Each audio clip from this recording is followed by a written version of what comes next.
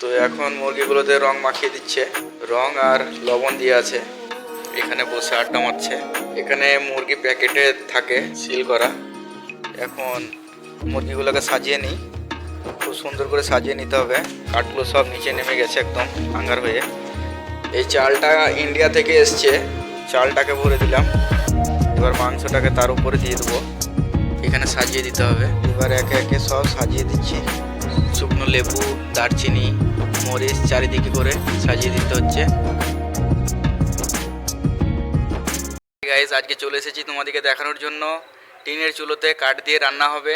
তো আগে চুলোটা ধরাই, তারপরে প্রসেসিংটা বলছি যে কী করে রান্না হয়। এখন আগুনটা জ্বালিয়ে নিই, আগুনটা জ্বালিয়ে কাঠগুলোকে ধরাতে হবে। এখন কাঠগুলো জ্বলে গেছে অনেকটাই, খুব সুন্দরভাবে চুলোটা ধরেছে। দেখো অনেকটাই আগুন উঠছে, সব কাঠগুলোই আস্তে আস্তে জ্বলে যাবে, আঙ্গার হয়ে যাবে। দেখো এটা টিনের, কিন্তু কোনো ঝিঁকের সিস্টেম নাই যে ঝিঁক করা আছে এরকম গোল। হ্যাঁ, আর কাঠ দিয়েছে, কাঠে আগুন ধরিয়ে দিয়েছে এখন। আর এই সামনে খাঁচাটা আছে। তো রান্নাটা কি করে করতে হয় সেটা দেখো। এখানে বসে আড্ডা মারছে, সব কিছু সিস্টেম করা আছে। এখানে মুরগি প্যাকেটে থাকে সিল করা। তো মুরগিগুলোকে এরকম করে কাটতে হয়, শুধু দুটো ডান হাতে ধরে মাঝখানে শুধু ফেলে দিচ্ছে। দেখো এই হয়ে গেল মুরগি কাটা, নিয়ে দু ভাগ করে দিচ্ছে। এবার পরিষ্কার করে নিচ্ছে মুরগিগুলোকে। এখন পরিষ্কার করা হয়ে গেল। তো এই মুরগিগুলোতে কালার করবে, তো ফুড কালার। মুরগিগুলোতে রং মাখিয়ে দিচ্ছে, রং আর লবণ দিয়ে আছে। দেখে যেন মনে হচ্ছে যে হলুদ, কিন্তু না, এটা হলুদ না, এটা ফুড কালার। তো এখানে 3টে মুরগি ছিল, মাঝখানে কেটে দিয়ে শুধু 6টা করে নিল। আর কাটতে হবে না, শুধু পিস পিস করে যে কাটতে হয় সেরকম কাটতে হয় না। এখানে শুধু মাছ বরাবর কেটে দিয়েছে। দেখো শুধু 6টা আছে, তো 6টাতে রং মাখা হয়ে গেছে, আর কিছু দিতে হয়নি গো। তো এবার চালের জন্য কিছু মশলা দিতে হয় শুধু চালের জন্য, কিন্তু মাংসতে আর কোনো মশলা দিতে হয় না। মাংসতে শুধু এই ফুড কালারটাই দিতে হয় আর লবণ। আর চালে কিছু মশলা দিতে হয়, তো চালটা দেখাচ্ছি দেখো। চালের জন্য নিয়ে নিয়েছে পেঁয়াজ, কিছু টমেটো, কিছু রসুন, কিছু লঙ্কা, আর এখানে শুকনো কাগজি পাওয়া যায়, এই যে শুকনো কাগজি। আর এই যে এটা দারচিনি, মোটা ডাল একদম মনে হচ্ছে। আর গোলমরিচ আছে, আর গরম মশলা, আর এই পাতা, এই গোটাই। আর এই যে চালের বস্তা, এই যে এটা হচ্ছে জায়তুনের তেল। তো পেঁয়াজগুলো ভাজার জন্য এই যে কড়াটা আর জায়তুনের তেল দিয়ে দিল, কে বলে সামান্য পরিমাণ, খুব বেশি না। তেলে প্রায় ভাপ উঠতে লেগেছে, তো পেঁয়াজগুলো দিচ্ছি এখন।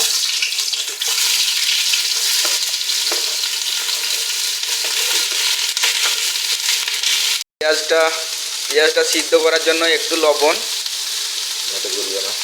না তো গলবে না খো। গোটা লবণ দিয়ে দিল, এখানে পাওয়া যায় গোটা লবণ, গুঁড়ো পাওয়া যায়। পেঁয়াজটা একটু ভাজা ভাজা হলে পরে রসুনটা দিয়ে দেবো। দেখো পেঁয়াজটা অনেকটা ভাজা ভাজা হয়ে গেছে, অনেক নরম হয়ে গেছে। এবার রসুন দিয়ে দিয়েছি, এই যে রসুন দেখতে পাওয়া যাচ্ছে, কুচি কুচি করে কেটেছিলাম, দিয়ে দিলাম। সুযোগে এখন আমি আগুনটা দেখে আসি, চুলোয় যে আগুনটা ধরিয়েছি কতটা কি হয়েছে। তো দেখো এখনও আগুনটা জ্বলছে, তো আগুনটা প্রায় আধ ঘন্টার মধ্যে নিভে যাবে, আঙ্গার হয়ে যাবে। তারপরে কিন্তু রান্নাটা চালু হবে এই চুলোতে। প্রায় অনেকটা কমে গেছে আগুন, অনেক কাঠ পুড়ে গেছে। তো একটা চটের বস্তা লাগবে, এই বস্তাটা হচ্ছে চুলোটা ঢাকার জন্য। তো এই বস্তাটা ভিজিয়ে নেবো, ভিজিয়ে নেওয়ার পর কিন্তু এই চুলোটা ঢেকে দিতে হবে, যখন আঙ্গার হয়ে যাবে তখন। তো চটের বস্তাটা দেখো ভিজিয়ে নিয়েছি এখন বালতিতে করে পানি ভরে। তো ভিজা হয়ে গেছে, আর দুটো বালতি লাগবে। এই যে দুটো বালতি এখন রেখেছি। এই বালতি দুটোতে বালি ভরতে হবে চাপ দেওয়ার জন্যে চুলোটাকে। তো বালি ভরবো, ওই যে সামনে বালি আছে পড়ে। টমেটো প্রায় গলে গেছে, এই যে দেখো। তো এটা এখন কমপ্লিট হয়ে গেছে। এবার আর বাকি মশলাগুলো আমাকে দিতে হবে এই টমেটোর মধ্যেই, পেঁয়াজের মধ্যে। তো মশলাগুলো দিচ্ছি দেখো। এই যে দারচিনি দিয়ে দিলাম, আর কাগজি দিলাম 3টে শুকনো, আর গরম মশলা আর গোলমরিচ। এবার ভালো করে ঘেঁটে দিতে হবে।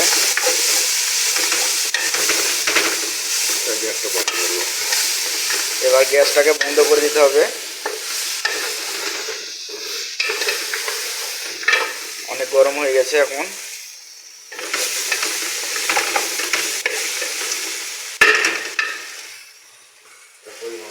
এবার আমাকে পরিমাণ মতো চাল নিয়ে নিতে হবে। যটা লোক আছে সেরকম হিসাব করে আমাকে চালটা নিয়ে নিতে হবে। তো চালটা নিয়ে নিই। এই চালটা ইন্ডিয়া থেকে এসছে, নাম আবুকাস, কিন্তু লম্বা দানা চালটা। চালটা খুব সুন্দর, খেতেও খুব ভালো। এটা আমাদের ইন্ডিয়া থেকে এসছে। এই যে দেখো আবুকাস নাম, আর এই যে ইন্ডিয়া। তো চাল নিয়ে নিলাম এখন। 6 জন আছে, 6 জনের মতো চাল নিয়ে নিয়েছি। এই যে এই কাপটার 18টা কাপ চাল আমাকে নিতে হয়েছে 6 জনের জন্যে। এই কেটলি, ইলেকট্রিক কেটলি, এখন গরম পানি দিয়ে দিতে হবে আমাকে। এখন গরম হচ্ছে। এখন চালটা ধুয়ে নিই, 3বারের মতো ধুয়ে নেবো চালটাকে। এই যে আরেকবার ধুয়ে নিচ্ছি, মূলত 3বার ধোয়া হয়ে গেল। পানিও প্রায় গরমের দিকে হয়ে গেছে। আর যে মশলা কমপ্লিট হয়ে গেছে চালে দেওয়ার জন্যে। চালে দেবো। চালটা ধোয়া হয়ে গেছে। এখন আর এখানে না থেকে এবার আগুনের দিকে যাই, যেখানে চুলোটা জ্বলছে। কতদূর কি হয়েছে সেটা দেখার জন্য ওইখানে যাব। আবার চলে এলাম এখানে দেখার জন্য কতদূর কি হয়েছে। তো এখন আমি এই চুলোর কাঠগুলোকে সমান করে দিলাম, আর একটা খাঁচা দিয়ে দিলাম। এই খাঁচাটাতে শুধু গোশ পুড়ানোর জন্য এই খাঁচাটা ভরেছি এখানে। আর বালিগুলো ভরে রেখে দিয়েছি দেখো বালতিতে। দুটো বালতিতে বালি ভরা আছে। এই বালতিতে বালিগুলো এই জন্যই ভরা আছে যাতে প্রেসার পড়ে, সেই জন্যে। আর খাঁচাটাকে আমি তুলবো, নিয়ে খাঁচাটা ধুয়ে নেবো। গরমে সব ময়লাগুলো ছেড়ে যাবে, অনেক ময়লা হয়েছিল। চালগুলোকে ঢেলে দিচ্ছি, আর পরিমাণ মতো পানিটা দিতে হবে। যেরকম চাল সেরকম পরিমাণ পানি দিতে হবে। এই যে পানিটা কিন্তু অনেক গরম হয়ে গেছে।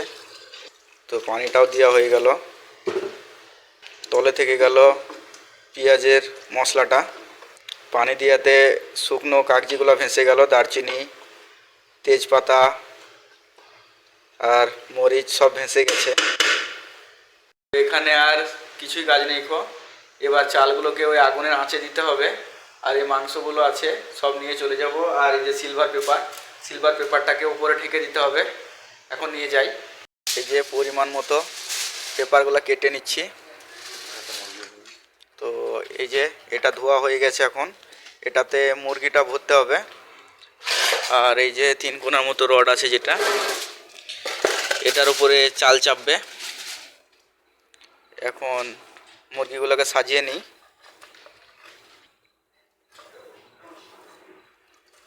খুব সুন্দর করে সাজিয়ে নিতে হবে যাতে করে ভালোভাবে পুড়ে যায়। ওপর নামও করে সাজিয়ে নিচ্ছি যাতে করে সব জায়গাতে আগুনটা পৌঁছায়। আঙ্গারটা মূলত আগুন আর নেই, কাঠের আঙ্গার হয়ে গেছে। কাঠগুলো সব নিচে নেমে গেছে একদম আঙ্গার হয়ে। তো এই যে এখন রডটা দিয়ে দিলাম এই আঙ্গারের মধ্যেই। ভালো করে বসিয়ে নিতে হবে, না হলে উল্টে যাবে যাতে উল্টে না যায়, ভালো করে বসিয়ে নিতে হবে। এইবার চালটাকে ভরে দিলাম, এবার মাংসটাকে তার উপরে দিয়ে দেবো।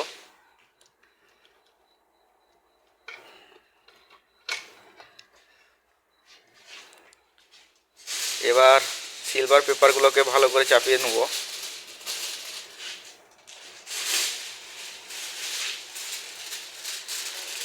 যাতে করে কোনো দিকে যেন বাতাস না যায়। এই সিলভার পেপারটা ওই জন্যই দেওয়া, বাতাস ময়লা যেন কিছু না আসে।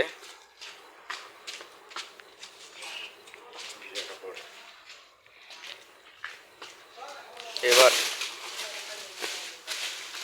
সেই বস্তাটা দিয়ে দিলাম, ভিজা চটের বস্তাটা পেপারের উপরে। এবার ঢাকনা লাগিয়ে দেবো, ভালো করে সিল করে দেওয়া হলো। আর কোনো রকম ময়লা ঢুকবেও না, আর বাতাসও ঢুকবে না। একদম খুব সুন্দর প্যাকিং হয়ে গেছে।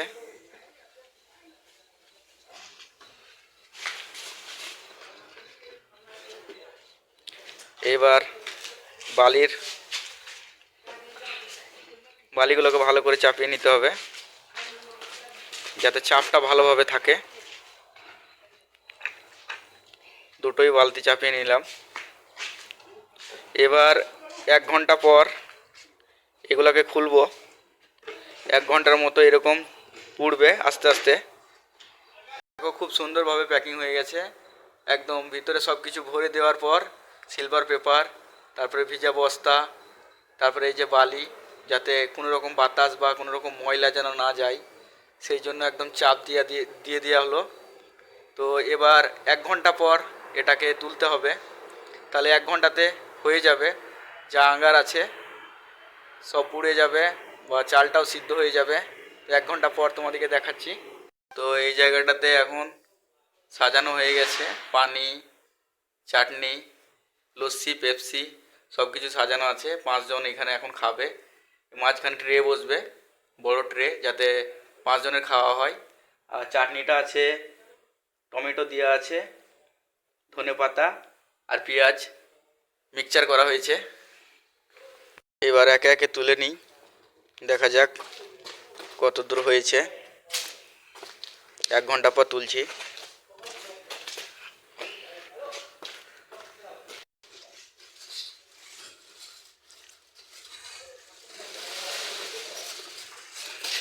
এই যে প্রায় হয়ে গেছে, ঢাকনাটা খুলে দিলাম।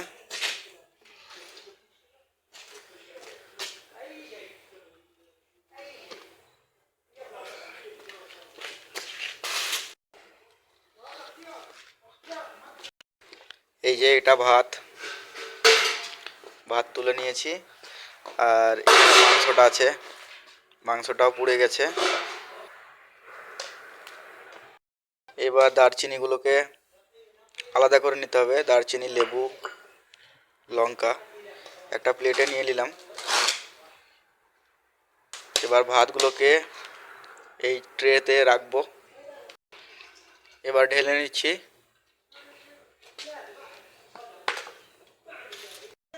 আর এই যে দেখো, মাংসটা খুব সুন্দরভাবে পুড়ে গেছে।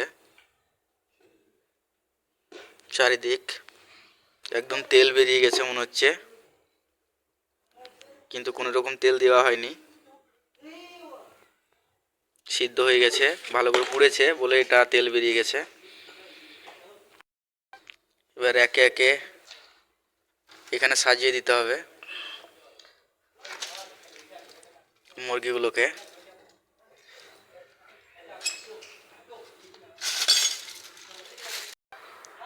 এবার একে একে সব সাজিয়ে দিচ্ছি।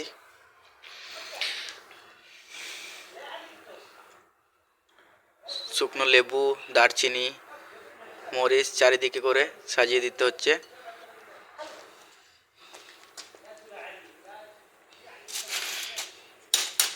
এই যে এবার ফিনিশিং হয়ে গেছে, মাঝখানে দিয়ে দিয়েছে ট্রেটা। এবার সর্দিদের খাবার পালি, চারিদিকে সব বসে যাবে পরপর সাজিয়ে সেজে, তারপরে খেয়ে নেবে। তো বন্ধুরা, যদি ভিডিওটা ভালো লেগে থাকে তাহলে লাইক, কমেন্ট আর সাবস্ক্রাইব করো। এটাই তোমাদের কাছে আশা রইল আমার।